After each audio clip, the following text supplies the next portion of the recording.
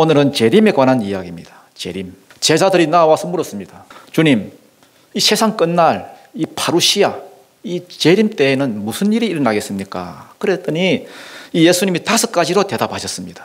24장 이 앞부분에 나오는데 우리가 읽지는 않았습니다. 이 요약을 하면 이렇습니다. 재림의 때에는 무슨 일이 일어나겠습니까? 재림의 징조. 첫 번째는 거짓 그리스도와 거짓 선지자가 일어나서 세상을 막 미혹할 것이다. 미혹의 영들, 혼미케 하는 영들이 많이 일어날 것이다. 이게 4절과 5절이고요. 두 번째는 난리와 난리의 소문이 일어날 것이다. 난리란 것은 뭐 전쟁이나 기근 이런 거겠죠. 혹은 뭐 자연재해. 지난주 내내 이 산불 때문에 온 나라가 그냥 어려움을 겪었는데 어제는 또 우리 장로님 또 기도하셨듯이 미얀마에 또 7.7이라는 강진, 7 이상 강진이 되면 사람이 살 수가 없어요. 많은 그런 피해가 났습니다. 앞으로 지구 온난화로 인해서 이게 여러분 이 자연재해가 뭐 더했으면 더했지 뭐 줄어들지는 않을 겁니다. 이런 난리의 소문이 일어날 것이다. 그게 6절과 8절에 나오고요. 세 번째는 복음 전하는 자들이 안팎으로 핍박을 받을 것이다. 2가지 현상이 나타나는데 외부적으로는 안 믿는 자들이 핍박을 가할 것이고 내부적으로는 교회 안에서 배신자들이 속출할 것이다. 교회를 떠난다는 거예요. 그래서 이것 때문에 어려움을 겪게 될 것이다. 그러나 결과적으로는 복음이 땅끝까지 전파될 것이고 끝까지 견디는 자는 구원을 받을 것이다. 이것이 9절부터 14절에 나오는 그 요약이고요. 네 번째는 적그리스도가 일어났다. 적그리스도가 일어나서 교회가 큰 환난 가운데 던져질 것이다. 그게 15절부터 22절에 나오고요. 5번째는 거짓 재림 예수가 나타나가지고 내가 왔다, 내가 재림 예수다, 어느 광야에 지금 와 있다, 이런 식으로 믿는 자들을 미혹할 것이다. 요 5가지가 다 이루어진 끝에 누가 온다는 거예요? 이제 주님이 오신다는 거예요. 요 5가지 징조를 보거든 인자가 문 앞에 코앞에 온 줄을 알아라. 그때가 주님의 얼굴을 베없는 때다. 이런 내용이 이제 앞부분에 이제 쭉 나와 있습니다. 그러면 오늘 본문은 뭐냐? 오늘 본문은 요 5가지가 일어나면은 주님이 오실 건데 그 오시는 날짜와 시간은 안다 모른다. 모른다는 거예요. 모른다. 하늘의 천사도 모르고 심지어 아들 자신도 모르고 오직 누구만 안다? 아버지만 아신다는 거예요. 그런데 이걸 잘 보면 우리가 예수님한테 이런 부탁을 할 수도 있죠. 예수님이 이런 말씀을 하실 수도 있을 거예요. 아버지와 나는 창세 전에 이 구원 계획을 다 세워놨다. 내가 다 의논했다. 지금은 내가 육신의 몸을 입고 와서 종의 형체를 입고 왔기 때문에 지금은 모르지만은 내가 물어보면 금방 알 수 있다. 지금이라도 물어보고 내가 가르쳐 줄게. 이렇게 말씀하시지 않고 모른다 하셨습니다. 나 모른다. 그냥 아버지의 주권에 그냥 다 내어드리고 따르기로 작정하셨다는 거예요. 전적 신뢰함으로 따르기로 하셨다. 그러면 우리 입장에서는 뭐가 필요하겠습니까? 뭐가 필요하겠어요? 깨어있는 게 중요한 거예요. 왜 안 그러주셨느냐? 내가 깨어있기를 바라신다는 거예요. 평소에 아무 생각 없이 막 늘어져 살다가 뭐 딱 그 가르쳐 준 그 시간 그 날짜만 되면 그때 막 정신 차리고 죽게 흰 옷 입고 와가지고 막 앉아있는 그런 걸 원하지 않으신다는 거예요. 주님의 말씀을 그대로 믿고 그 믿는 믿음을 가지고 말씀 한번 보고 또 세상 한번 보고 말씀 한번 보고 또 세상 한번 보고 그렇게 깨어있는 영으로 살기를 원하신다. 오늘 저와 여러분도 깨어있는 자가 되어서 파루시아 주님이 오실 때에 주님의 재림을 기쁨으로 맞이할 수 있는 그런 은혜가 있기를 축복합니다. 32절 한번 읽어보겠습니다. 시작. 무화과 나무의 비유를 배우라. 그 가지가 연하여지고 잎사귀를 내면 여름이 가까운 줄을 아나니. 겨울 동안에는 뭐 모든 나무들이 다 그렇겠지만은 이 무화과 나무 이 가지도 말라 있고 또 잎사귀도 말라 있습니다. 그러다가 봄이 오면은 언제 그랬난 듯이 또 막 수분이 올라오고 영양분이 올라오고 그래서 말라있던 가지가 또 연하여지고 부드러워지고 잎사귀가 나오고 참 그런 거 보면 신기해요. 저희 아파트 그 앞에 보니까 지금 개나리하고 또 뭡니까 벚꽃 이런 게 막 정말 아름답습니다. 그런데 이 무화과 나무는 가지가 연해서 잎이 딱 나오자마자 열매가 맺혀요. 원래 꽃이 없는 그런 나무이기 때문에. 그래서 그러면 그걸 보고 사람들이 생각하기를 야, 이 봄의 끝자락에 왔구나. 곧 여름이 오겠구나 아는 것처럼 33절을 보니까 이와 같이 너희도 이 모든 일을 보거든 인자가 가까이 곧 문 앞에 이른 줄 알아라. 아까 5가지 재림의 징조가 있다 했지요. 거짓 선지자, 거짓 그리스도와 거짓 선지자들이 일어나서 미혹할 것이다. 난리와 난리의 소문이 일어날 것이다. 복음 전하는 자들이 핍박을 받을 것이다. 저 그리스도가 일어나서 교회 전체가 그냥 통째로 그냥 혼란에 빠질 것이다. 거짓 재림 예수가 와서 사람들을 마지막으로 미혹할 것이다. 이런 현상들이 일어나거든 무화과 나무 가지가 연하해지고 잎사귀를 내면은 아 봄이구나 여름이 가까이 왔구나 아는 것처럼 주님이 오시겠구나. 이제 주님을 맞이해야 되겠구나. 이제 천년왕국을 거쳐서 천국에 들어가겠구나. 그렇게 깨달아는 거예요. 34절 내가 진실로 너희에게 이르노니 이 세대가 지나가기 전에 이 일이 다 일어나리라. 벌써 그때 당시에 초대교회 때 많은 일들이 일어났고요. 거짓 선지자들, 핍박하는 자들, 뭐 난리와 난리의 소문 다 나왔습니다. 이제 마지막 적 그리스도와 재림 예수만 이제 남아 있는데 이런 모든 이 세상의 징조들을 보고 깨달아라는 거예요. 깨달아라. 35절 천지는 없어질지언정 내 말은 없어지지 아니하리라. 천지는 없어지는 게 당연합니다. 천지는 없어져요.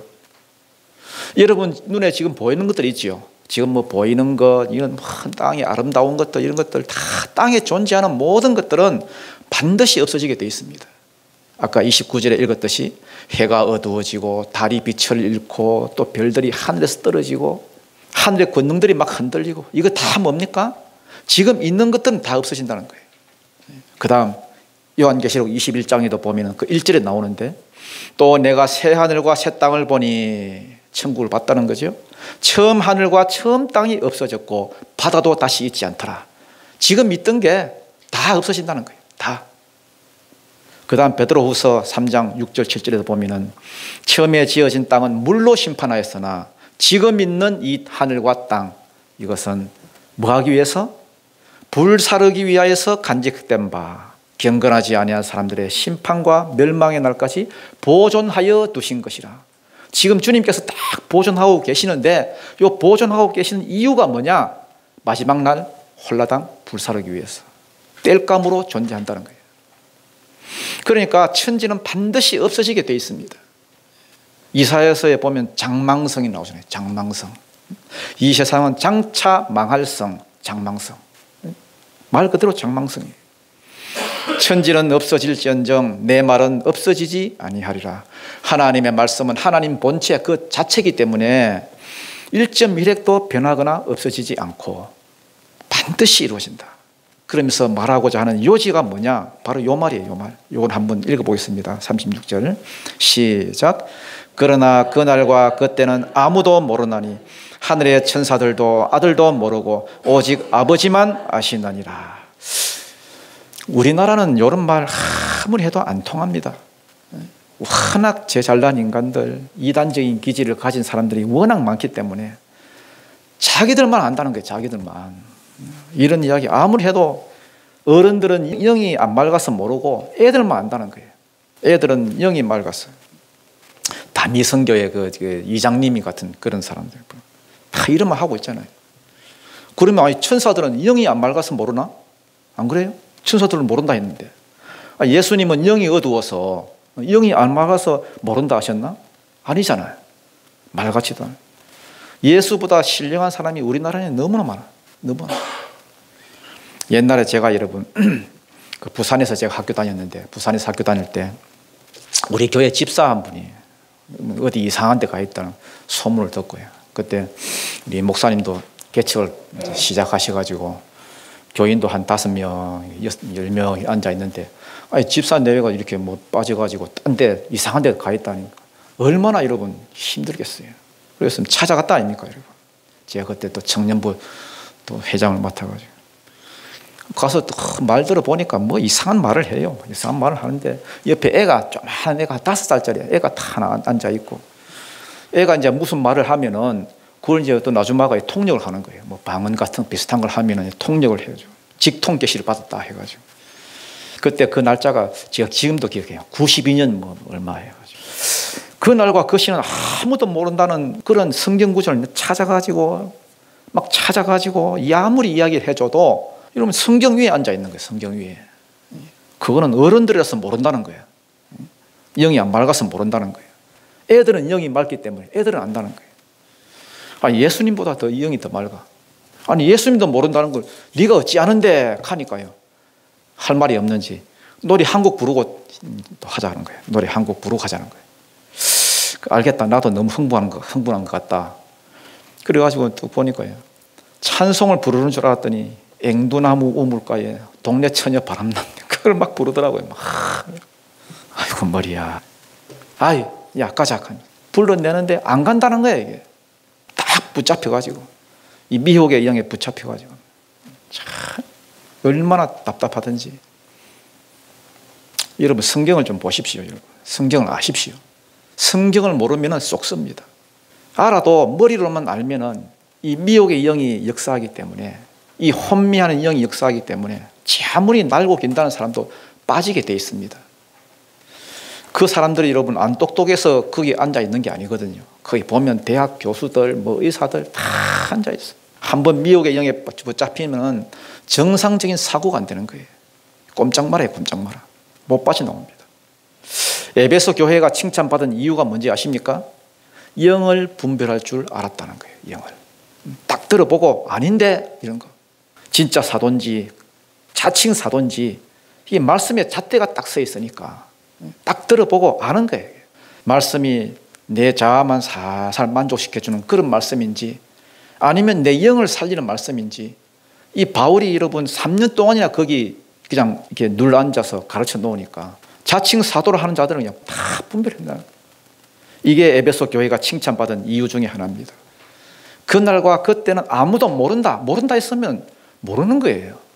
하늘의 천사들도 아들도 모르고 오직 아버지만 아신다.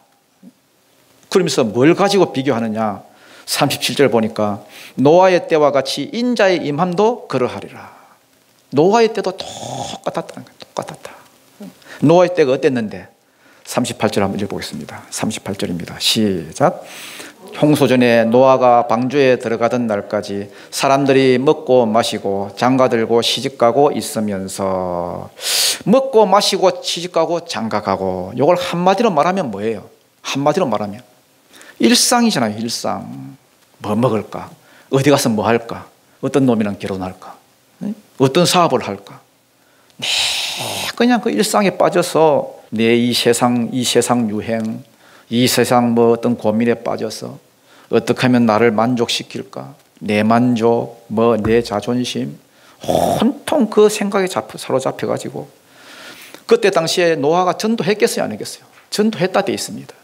방주 지으면서도 전도하고 에녹도 전도하고 하나님이 물로 심판하신다는 것은 이미 그 당시에 벌써 그 100년 전에 200년 전부터 알고 있던 사실입니다.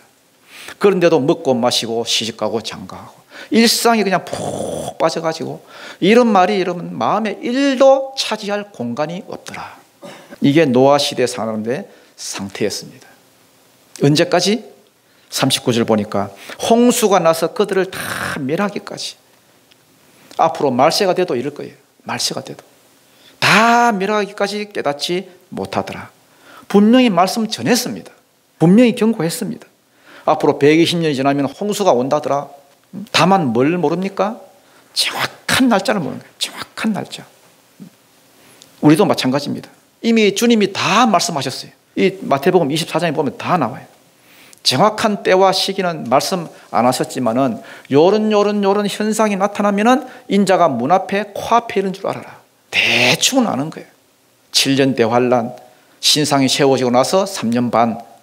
물론 뭐 구원받는 성도들은 그 날짜를 감하여 주시겠지만은 정확하게는 모르는 거예요. 정확하게는. 야, 너가만 알아라. 세상 사람들한테는 비밀로 하고 너가만 딱 알고 있다가 딱 여기 딱 하면 오늘아. 이렇게 해주시면 참 좋겠는데 예수님도 모른다 하신 거예요. 정확한 날짜는 몰라. 그런데 이게 함정이죠. 이게 함정이에요.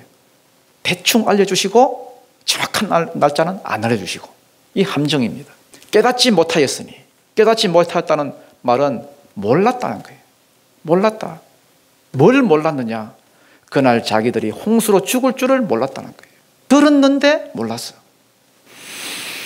여러분, 듣는다고 다 듣는 게 아닙니다. 여러분.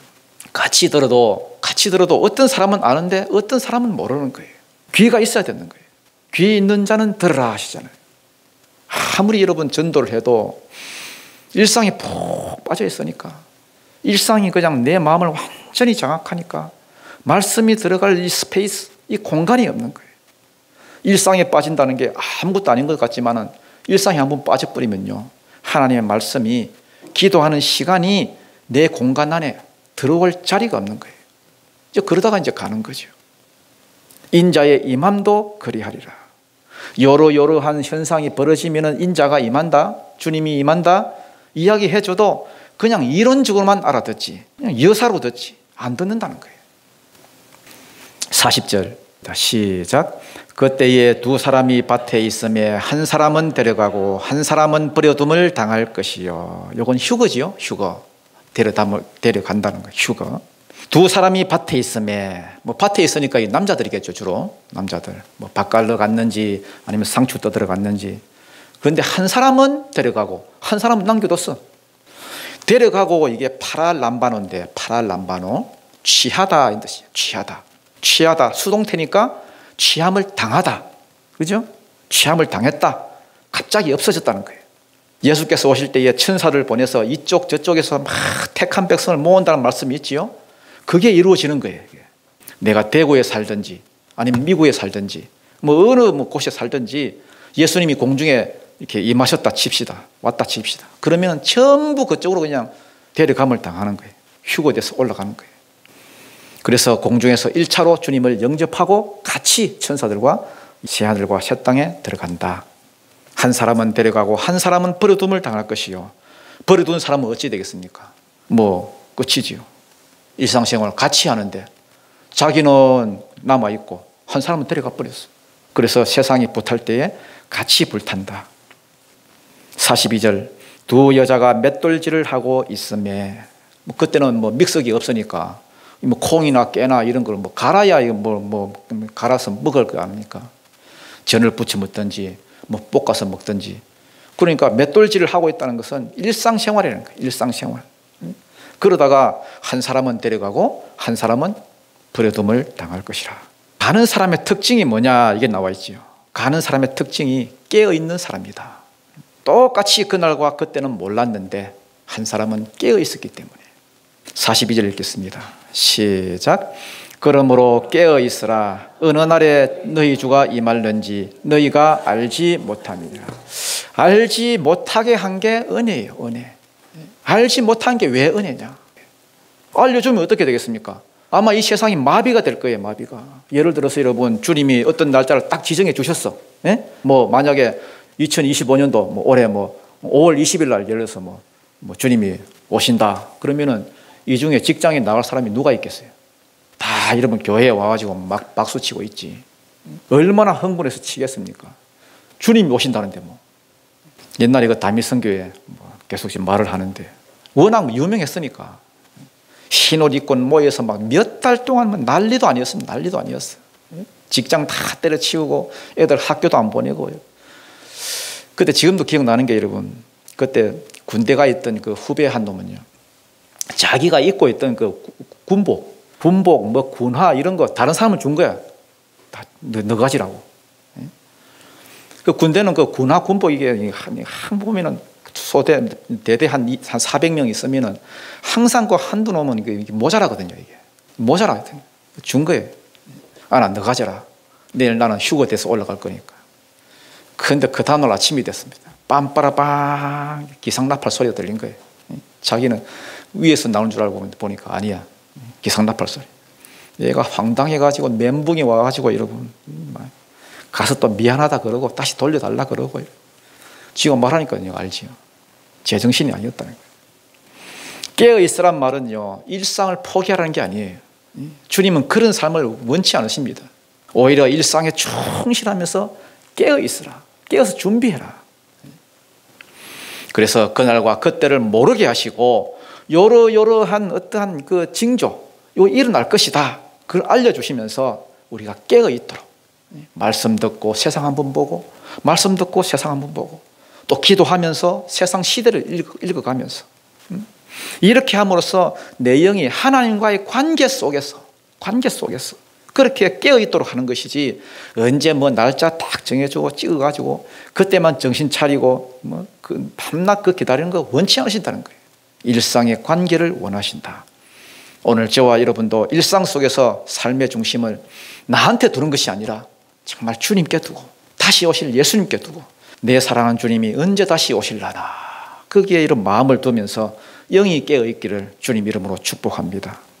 그러면 깨어있는 게 뭐냐? 깨어있는 게 뭐겠습니까? 다시 오실 이분이 내 영혼의 운명을 그 생사를 승패를 가름하는 그런 분인 줄 알고 이분이 기뻐하실 일, 이분이 정말 원하시는 삶, 그것을 살아드리는 거예요. 그게 깨어있는 거예요.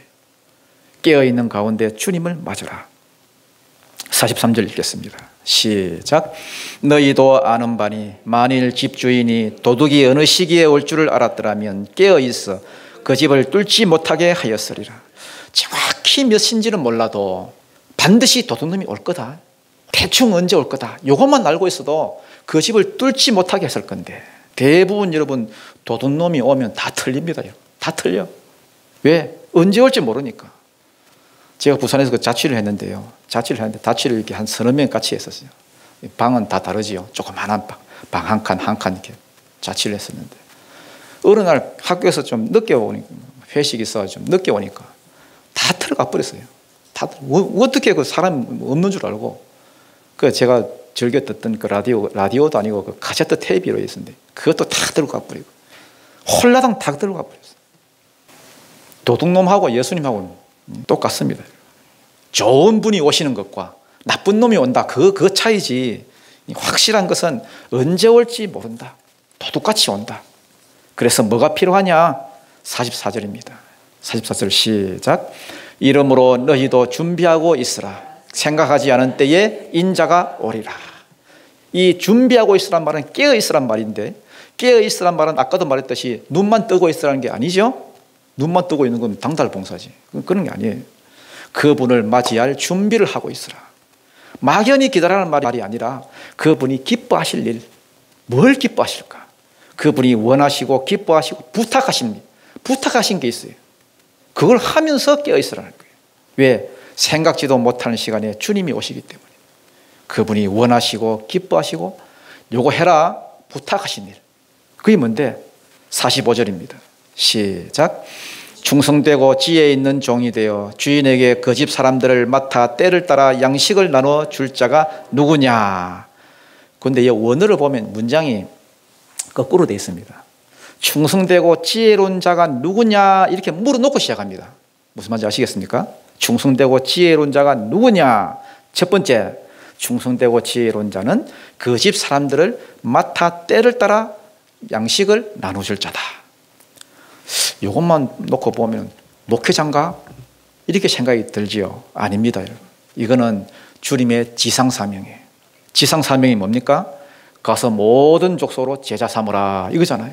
내가 전도해서 제자 삼는 게 지상사명이고 주인의 집 사람들 맞는 게 지상사명이에요.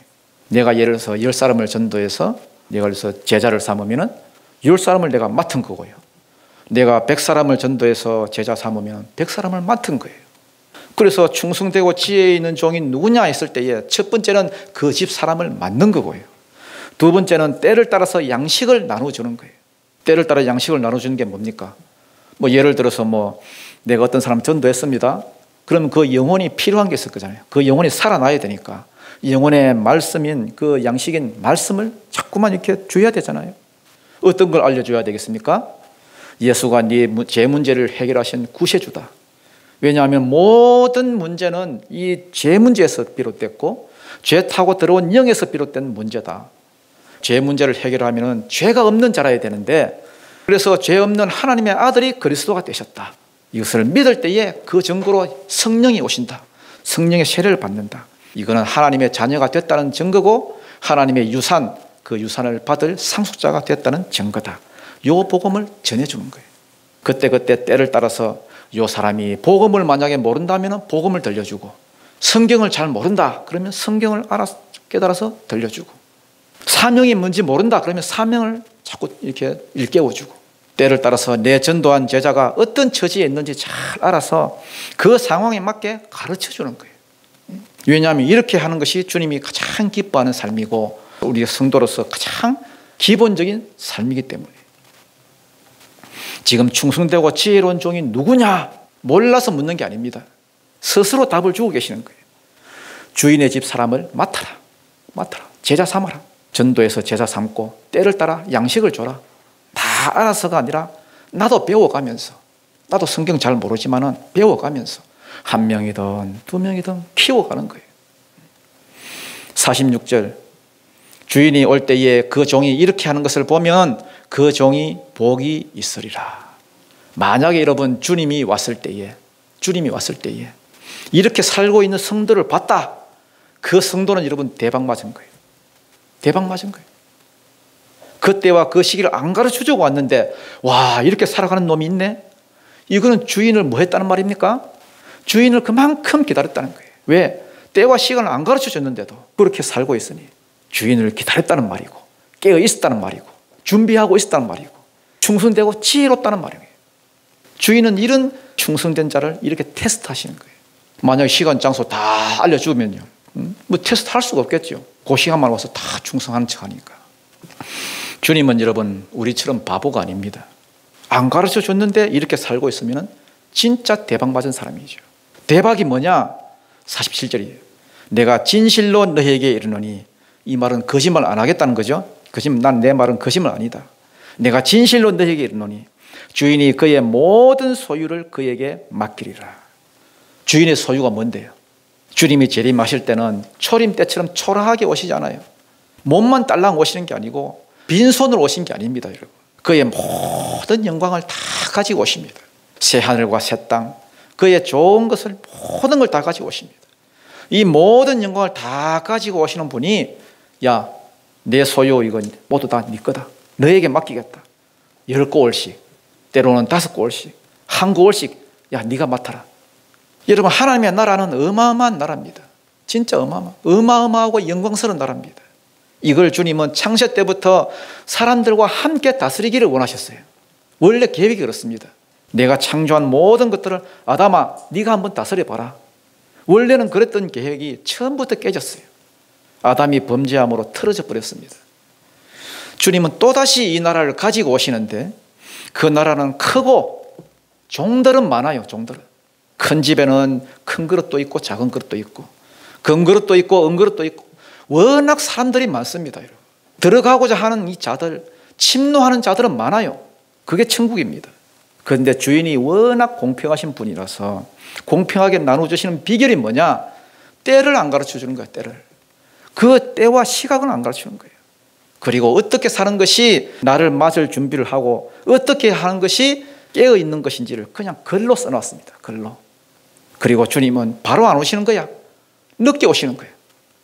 그러다가 밤중에 사람들이 다 잠들어 있을 때 도둑처럼 나타나시는데, 이렇게 사는 종들을 보면 그 종들은 그냥 대박을 맞은 거예요.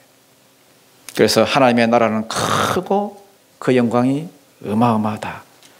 그걸 충성된 자에게 줘야 하는데 그때를 안 가르쳐 주시고, 그리고 도둑같이 오셔서 가려내는 거예요.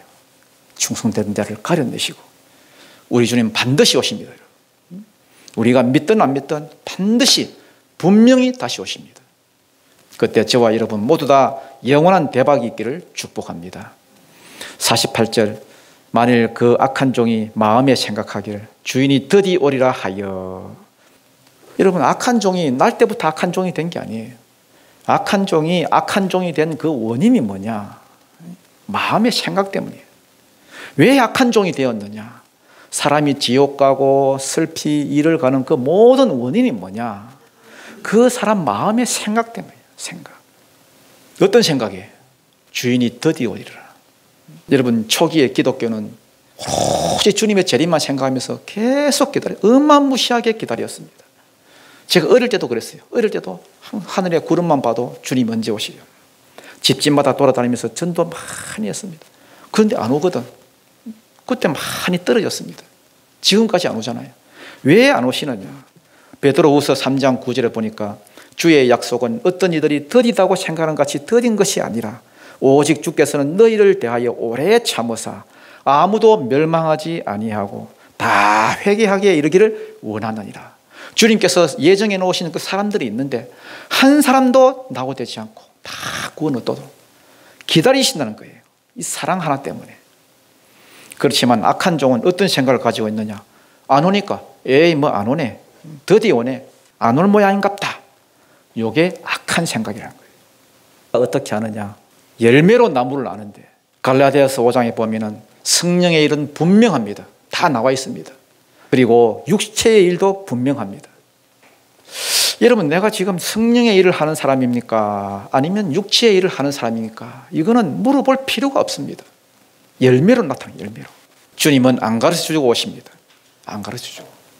그래야 저 안에 뭐가 들어있는지를 압니다. 여러분 안에는 누가 들어있습니까?